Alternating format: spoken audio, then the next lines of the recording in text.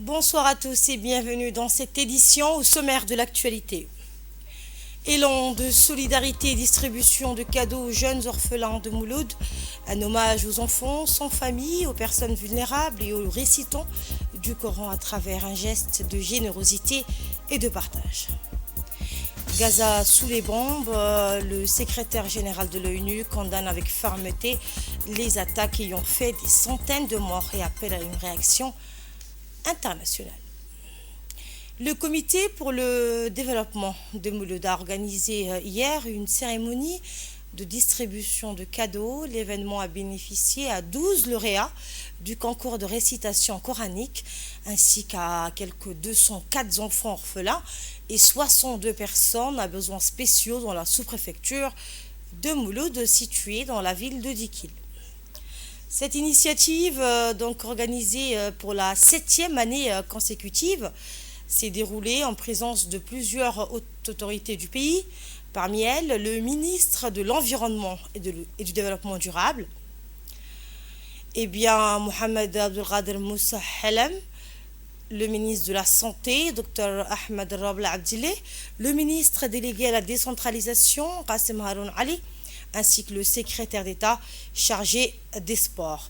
Était également présent le préfet intérimaire de la région, Idriss Hussein Abbas, le président du conseil régional, Mahad Hussein Ahmed, le sous-préfet de Mouloud, Moussa Hamad Ougouré, et le président du comité pour le développement de Mouloud, Mohamed Sougué Baré. La cérémonie a rassemblé de nombreuses personnalités, dont les parlementaires, des élus locaux, des hauts responsables de l'administration ainsi que des représentants de la jeunesse et des sages de la sous-préfecture. Le point culminant de la cérémonie a été la distribution des cadeaux, vous le voyez à l'image, aux lauréats du concours coranique, aux orphelins et aux personnes à besoins spéciaux. Un geste fort qui a été chaleureusement accueilli par les bénéficiaires et leurs familles. À l'issue de l'événement, les familles n'ont pas manqué d'exprimer leur gratitude envers les généreux donateurs qui ont su redonner le sourire aux enfants et aux personnes en situation de précarité. Dans son discours d'ouverture, le président du comité du développement de Mouloud a tenu à remercier les bienfaiteurs ayant contribué à la réussite de cette action solidaire. Il a souligné donc l'importance d'un tel projet pour renforcer les valeurs d'entraide et de fraternité au sein de la société.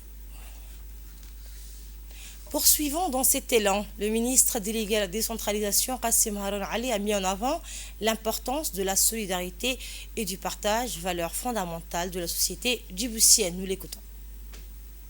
Je voudrais ajouter, je suis venu à Mouloud il y a plus de 3 ans. Ce jour-là, je suis venu pour déclarer qu'à partir de ce jour-là, que le bac sera déconcentré dans chaque région.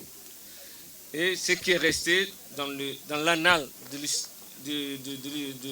Djibouti, la déclaration de Mouloud. 3 ans après, toutes les régions passent leur bac chez eux. Et c'est à partir de la déclaration de Mouloud. Et aujourd'hui, on connaît cette déclaration comme une déclaration de Mouloud et tout le monde est content de cette déclaration. Aujourd'hui, à partir de cette déclaration, le réussite des bacs a augmenté plus de 30% d'après les chiffres que nous avons reçus. Et c'est quelque chose de vraiment très positif. Deuxièmement, je suis venu, c'est aujourd'hui que je suis venu, et c'est pour une cause noble. Il n'y a pas plus pur, plus bien fait que d'être à côté des gens qui ont des besoins spéciaux. Aujourd'hui, il y aura plus de 62 personnes qui vont fêter l'Aïd avec les enfants qui ont leurs parents complets. Tandis qu'avant, la plupart du temps, ils restaient à l'écart. Mais aujourd'hui, grâce au comité, ces gens-là, ils vont fêter la fête comme les autres enfants. Et c'est tout un honneur aussi pour l'organisation de ce comité. Les orphelins, c'est plus de 204 orphelins qui vont aussi fêter l'Aïd.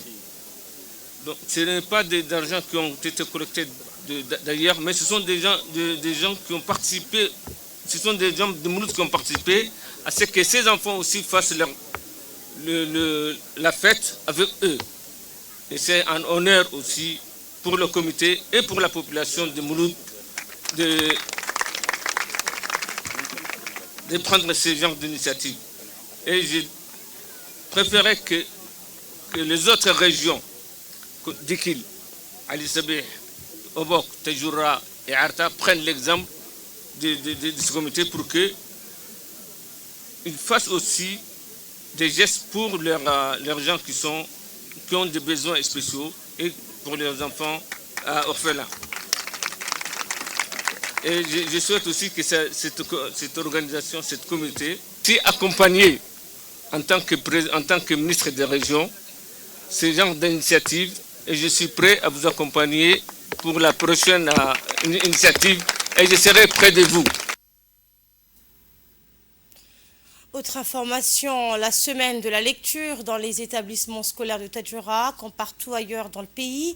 La région de Tadjoura a célébré la semaine de la lecture du 16 au 20 mars sous le thème « Lire en fête », un événement qui a rassemblé élèves, enseignants, parents et le grand public autour de la lecture du primaire jusqu'au lycée. Cette semaine spéciale a été l'occasion de promouvoir la lecture comme une habitude quotidienne et un outil d'apprentissage essentiel, permettant aux jeunes de mieux comprendre leur rôle de citoyen. Dans chaque école et établissement, de nombreuses activités ont été organisées pour les plus petits, des histoires, cantines, jeux, coloriage et bricolage, tandis que les plus grands ont participé à des dictées et des débats sur des thèmes variés en lien avec leurs projets éducatifs et leur environnement. Eh bien, l'inspecteur régional de l'éducation, Ahmed Hamadou Ibrahim, a salué l'implication de toute l'équipe pédagogique, des chefs d'établissement et des enseignants, soulignant le succès de cette semaine nationale de la lecture dans la région. Alors que débute la dernière dizaine du mois béni de Ramadan, l'organisation intergénérationnelle Jeunes Harak, en partenariat avec la préfecture, a organisé une grande rencontre religieuse hier dans le quartier Fi'a à Tadjoura. L'événement a réuni plusieurs figures de la ville blanche, parmi lesquelles le sultan Ali Habib, le préfet Mohamed Abbas, le vice-président du conseil régional Abdou Omar, ainsi que des sages et des jeunes issus de différents quartiers. Il s'agit de la deuxième édition de cette initiative, lancée l'an dernier par ces jeunes engagés pour la solidarité et l'entraide. À travers cet iftar collectif, ils ont souhaité rassembler les générations et les autorités locales autour d'une prière commune en cette dernière phase du mois sacré, synonyme de miséricorde et de bénédiction.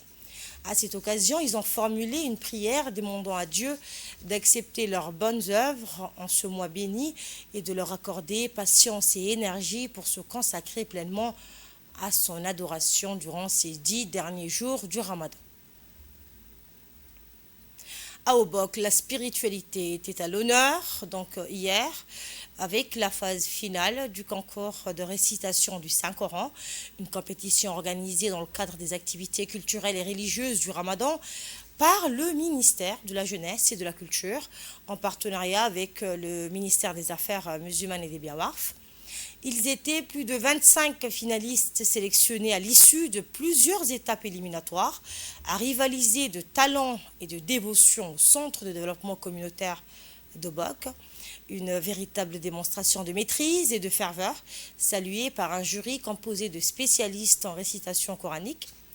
Les autorités locales présentes lors de cette cérémonie ont souligné l'importance de tels événements pour ancrer les valeurs spirituelles et culturelles au sein de la jeunesse. Cette compétition s'inscrit dans une série d'initiatives prévues tout au long du Ramadan, favorisant le partage, la cohésion sociale et l'épanouissement religieux.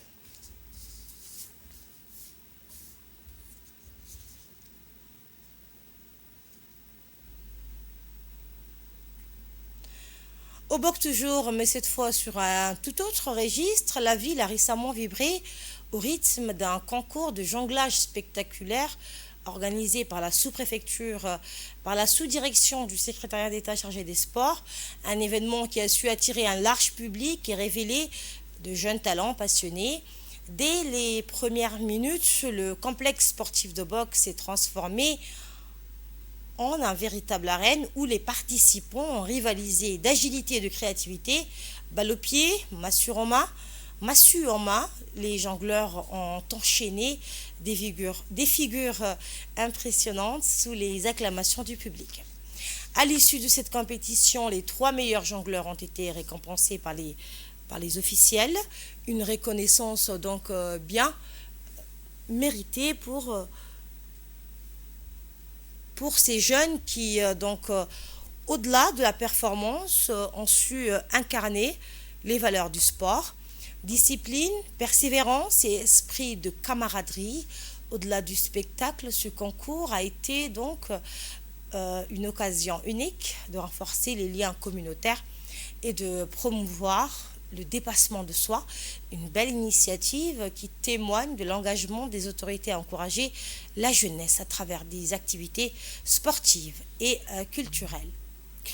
C'est officiel, la grande chasse au trésor revient pour une 2e édition.